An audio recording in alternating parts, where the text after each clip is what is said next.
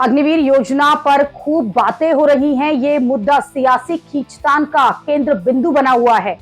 इस बीच अग्निवीर योजना को लेकर एक बड़ा दावा किया गया है और ये दावा कांग्रेस की नेता सुप्रिया श्रीनेत ने किया है। एक निजी चैनल के कार्यक्रम में उन्होंने दावा कर दिया कि मोदी सरकार को अग्निवीर योजना बंद करनी पड़ेगी। सुप्रिया श्रीनेत ने इसके पीछे का तर्क दिया कि मोदी सरकार लेटरल एंट्री पर यू टर्न ले चुकी है, फिर उसे पेंशन स्कीम जो थी उस पर भी यू टर्न लेना पड़ा, फिर वक्फ बिल जो आया, बोर्ड क्रॉस बिल जो आया उस पर यू टर्न लेना पड़ा और अब मोदी सरकार अग्निवीर पर भी यू टर्न लेगी। सुप्रिया श्रीनेत अग्निवीर को लेकर ऐसा दावा डंके की चोट पर इसलिए कर रही हैं क्योंकि अग्निवीर पर सरकार बैकफुट पर दिख भी रही है। अब तो पूर्व सेना प्रमुख और बीजेपी नेता जनरल वीके सिंह ने भी ये कह दिया है कि अग्निवीर योजना में कुछ संशोधन की आवश्यकता है और इस पर काम भी चल रहा है। जनरल वीके सिंह जो इशारा दे रहे हैं वो बातें खबरों में भी चल रही हैं कि सरकार सेना में अग्निवीर का कोटा बढ़ा सकती है, सर्विस के 4 साल के वक्त को बढ़ा सकती है।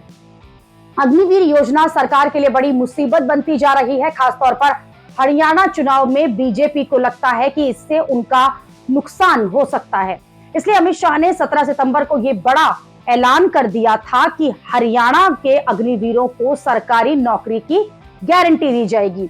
हरियाणा के एक भी अग्निवीर को वहां से अगर वापस आना पड़ता है तो नौकरी के बगैर का नहीं रहेगा।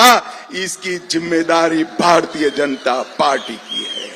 हरियाणा में अग्निवीर योजना को लेकर बीजेपी इतनी अलर्ट है कि एक निजी चैनल के कार्यक्रम में हरियाणा के सीएम ने कहा कि अगर कोई अग्निवीर सेना में सर्विस के बाद अपना बिजनेस शुरू करना चाहता है तो हम उसे 5 लाख रुपए बिना ब्याज के उपलब्ध कराएंगे, यानी कि सरकार उपलब्ध कराएगी। यानी हरियाणा में अग्निवीरों के लिए सरकार ने अपने खजाने खोल दिए हैं, लेकिन हरियाणा में अग्निवीरों की नौकरी की गारंटी देकर बीजेपी हंस भी गई है, क्योंकि सवाल ये पूछे जाने लगे हैं कि अगर हरियाणा में अग्निवीरों को सरकारी नौकरी की गारंटी जो है सरकार दे सकती है, फिर तो दूसरे राज्यों के अग्निवीरों को क्यों नहीं? क्या सिर्फ हरियाणा के चुनाव को देखकर अग्निवीरों पर ऐसे वादे किए जा रहे हैं?